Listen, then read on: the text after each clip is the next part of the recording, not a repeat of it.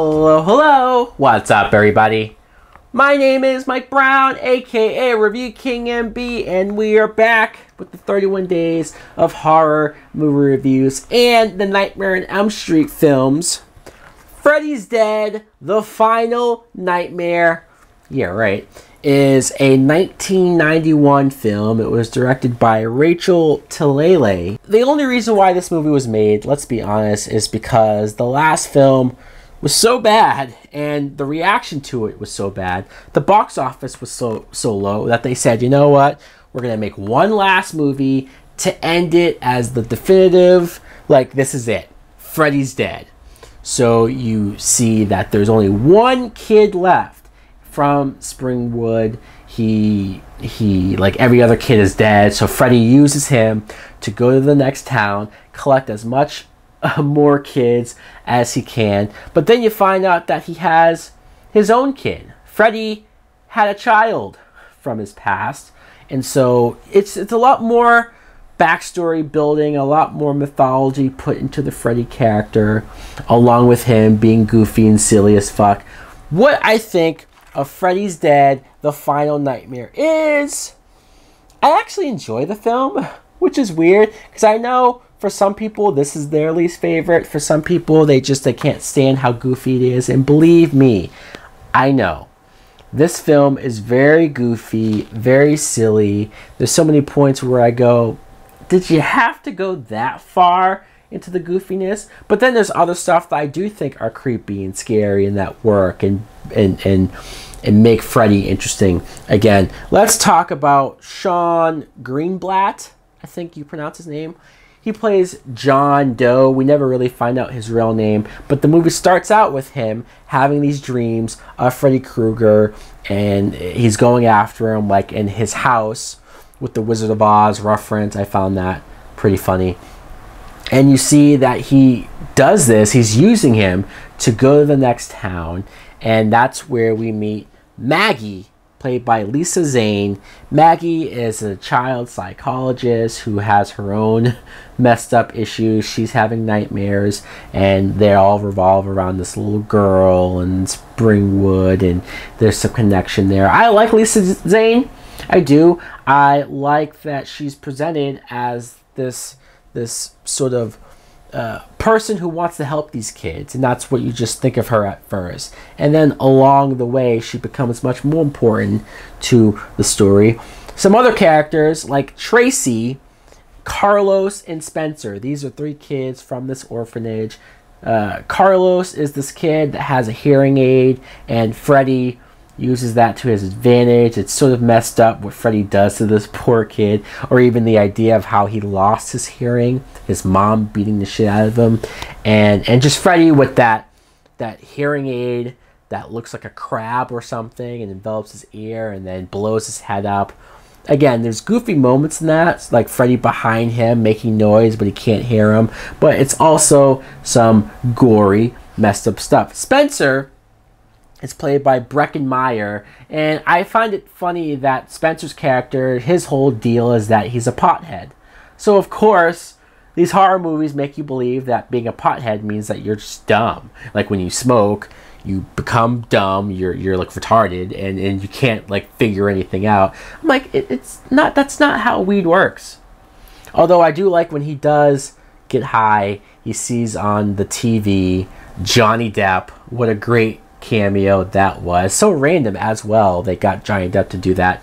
Also, speaking of cameos, Roseanne Barr and Tom Arnold, who were married at the time, show up as parents who, it's such a goofy cameo, first of all, but the idea when they go to Springwood and all of these parents, all of these adults are kind of crazy now because the town is a ghost town when it comes to kids. There's a town fair where there's no kids around. They go to the school and there's teachers teaching a class to nobody, and they're crazy. Like, these adults are crazy. It's a cool idea to think about because there's been so many sequels and Freddy's gotten so many kids at this point. It sort of makes sense to the progression that this is what's come of the town. But it's also sad, and it's also dark in a lot of ways. I know that this movie has a lot of comedic moments, a lot of goofy, silly moments, and it does. But when you stop and think about those moments and those ideas and what that meant for the town that we've been watching for 5 or 6 movies, it's fucked up. The moment when John Doe finds out that he's not the son of Freddy, that's a cool moment. I mean, I don't know how many people were really surprised by that when they first saw it. I know I was. One of those deals, kind of like the original movie, where you're presented a character like Tina, you think she's the main character, and no, she gets killed off. Enter Nancy. Same thing with this. John Doe seems like he's going to be very important to the story. He plays a big part of like the first half, and then he gets killed off, and Maggie takes full stage. She is the daughter of Freddy Krueger, and that's where you get a lot of flashbacks and dreams and backstory of Freddy having a daughter, him killing his wife, her seeing it, and a lot of that. I don't know how I feel about Freddy having a child. It's something to where when I think of Freddy, I don't think of that. I just think that he's a crazy child killer who just got caught up. But they gave a spin to it, they gave a reason behind it, and even a reason to why he killed some of those kids in the past. And whenever you reveal a character's backstory or a serial killer's backstory, it does make him less interesting, and this is no different. Especially the moment I could have gone this whole series without ever seeing Freddy talk to those 3 little demons and them give him the dream power that let him become Freddy. Like, I don't need to see that. I think it's very dumb and silly. Tracy, I want to re-mention her because she has one of the most messed up backstories almost out of any character from this series, and I'm so glad they don't kill her. Originally, they were going to kill her in the script, but at some point somebody realized, you know what? Her character is so fucked up.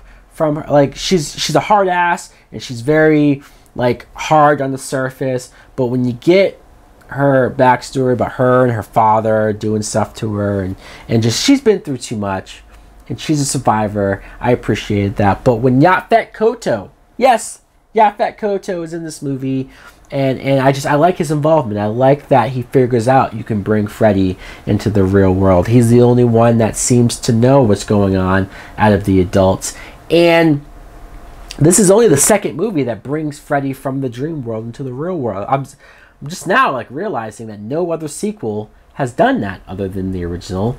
I wonder why. It is funny though that out of all of the creative ways that they thought of to kill Freddy, that they've done this, they've done that, holy water, they've had religious aspects to it, they've buried him, they've burned the body, they've done this, and the way that they kill him here is by a stick of dynamite.